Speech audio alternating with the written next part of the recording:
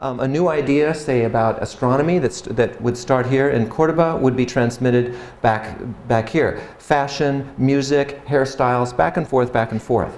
The other thing that caused the transmission of ideas was, of course, the Hajj, the pilgrimage that all Muslims have to make if they can afford it at some time in their life to Mecca. So not only would people perform the religious rituals, but they would say, oh, what's going on in, say, out here? Well, we just learned about this new thing called paper. How do you make that? And then you go back to Spain and tell them, guess what I just learned in Mecca? I learned how to make paper. And so this was like the World Wide Web of its day. People would come, they would exchange ideas and transmit them throughout the growing Islamic empire. So then, in the beginning, you get conquest of these areas. Why? I already mentioned the fall of the Western Roman Empire, this big political vacuum in this area. But the Eastern Roman Empire continued, and they fought with Persia. And by the time Islam began to rise out of Arabia, these two were pretty much on their last legs. The Byzantium, the Eastern Roman Empire, survived, but Sassanid Persia collapsed. And Islamic civilization spread into the footprint of what had been the Eastern Roman Empire in Persia and absorbed their cultures. And you start seeing the influences of their cultures in Islamic art and architecture and so on. So then going east through India and China, most of the spread of Islam there is through trade. And so by about 1500, this is the footprint of the Islamic world. So here it is basically around the Mediterranean basin and the Arabian Peninsula. But by 1500, you have pretty much the footprint that you have today. From just below Spain, you notice that here, for 500 years, Islamic rule. But this is reconquered by Christendom by 1492. But then this whole area has become Muslim all the way down to the Philippines. And that's more or less the footprint today. But by about 1600, Europe, which for most of the beginning of the Islamic world, like I said, with the collapse of Rome, you lose that organizing principle. You have what in Europe is called sometimes the Dark Ages, sometimes the Middle Ages. Europe gets back on its feet with the Renaissance, which ironically is catalyzed by Europe's rediscovery of their classical roots thanks to Islamic civilization, which I'll be talking about shortly. And with that Renaissance comes a rise in European political power and cultural power, and eventually the conquest of virtually every country or area of the Muslim world by European powers, that colonization. So just to back up here we have that footprint about 1 century after the death of the Prophet Muhammad, and here we have it by the year 1500. So now I'm going to start on my journey through different areas of the wonders of Islamic civilization. So Islam is unique in that rather the revelation that the Prophet Muhammad received from the angel from God through the angel Gabriel comes in the form of words. So words and writing are more important in Islam than just about any other religion, with the possible exception of Judaism. And those words are written down, so writing takes a preeminent form. And the stretching and squashing and evolution of calligraphy is unprecedented in its many different forms and beauty that you find in Islam. So here we have, and the Quran becomes that first book. So writing, words, language become hugely important.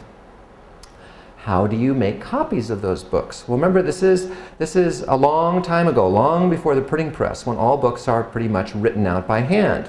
So if you've ever seen a picture of a Christian monk in his little cell, and he's sitting at his table, and there's a little beam of light coming in from a window, and he's scratching away, and he has one copy of a Bible over here, and he's working on one piece of parchment, and a year later he finishes one book. Well, Muslims came up with a pretty innovative method of doing something different.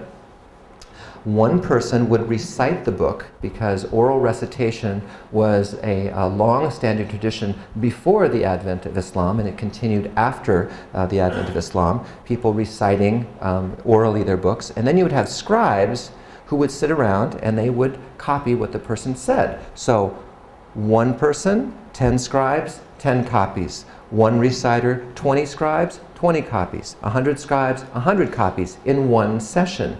And this was a unique way of creating multiple copies of books. So you get the Islamic world having a big advantage in the transmission of information by this way of creating lots and lots and lots of books. And when we get to my next area, you'll see how they managed to do that in an inexpensive way.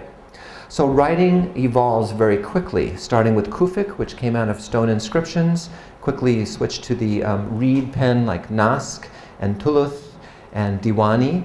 And then also, as I said, calligraphy becomes the preeminent form of artistic expression in Islam. Although in sacred spaces, it becomes really the only form besides geometric and vegetative design with no figures. But outside of secular spaces, you find figurative work. But zoomorphic calligraphy is a way of sort of doing a figure, but doing it with words. And so here you have a peacock with Bismillah. And then here is lithographic reproduction. Why do I show that?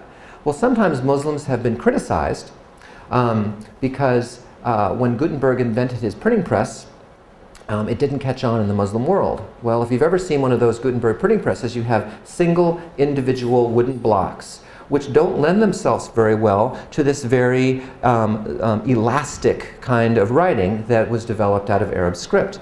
So lithography, if you're not familiar with it, you have a special kind of stone, you write on it with a grease pencil, you flood it with water, and then you roll a oil-based ink on top of that, which sticks to the grease pencil, but is rejected by the water. Put a piece of paper on that, roll over it, 1 copy, ink it again, 2 copies, 3 copies, 4 copies. So this lends itself to drawing pictures, but also it lends itself very well to writing. And so a lot of books that were reproduced in copies in the Islamic world, within 10 years of the invention of lithography in Germany, it had spread throughout the Islamic world, really surpassing the spreading of the Gutenberg printing press. In fact, up until the 20th century, there were newspapers in India and Pakistan that were still being produced using this lithographic method. You're probably familiar with these letters, the letter I and the letter J. Now, does anybody, you get special points for this, notice anything similar between these letters and these letters? Anybody? These letters and these letters. Dots, good. Gold star. Okay, so where do those dots, why do we have dots here and dots here? Well, uppercase Latin letters come from Rome, the Roman civilization. Lowercase Roman letters, there were no lowercase Roman letters. That comes from Carolinian, which was something that was developed in the Middle Ages during the reign of Charlemagne. There's no dots in those letters. So the thinking among scholars of writing is that as trade started to pick up during the late Middle Ages between the Islamic world and the European world, a lot of those trade goods had writing on it. And some European genius said, hey, look, they've got these dot things on their writing that we can't read. We could use those on these letters so we can tell the difference between these 2 letters and all the other letters that look just like them. And so there's no definitive, there's no person who wrote his treatise on dots about the I and the J, but there's a time when they're not there, and then there's trade with the Islamic world, and then they appear. So that's one of the suggestions about why we have dots on our lowercase I and J. So next time you dot your I's and J's, thank Islamic civilization. Paper. So I said, how do they make all those books? Well, with the spread of Islam east to China, paper was invented in China in the 2nd century, and the Tang dynasty spread that into Central Asia, and Islam spread east, Tang dynasty spread west. They met.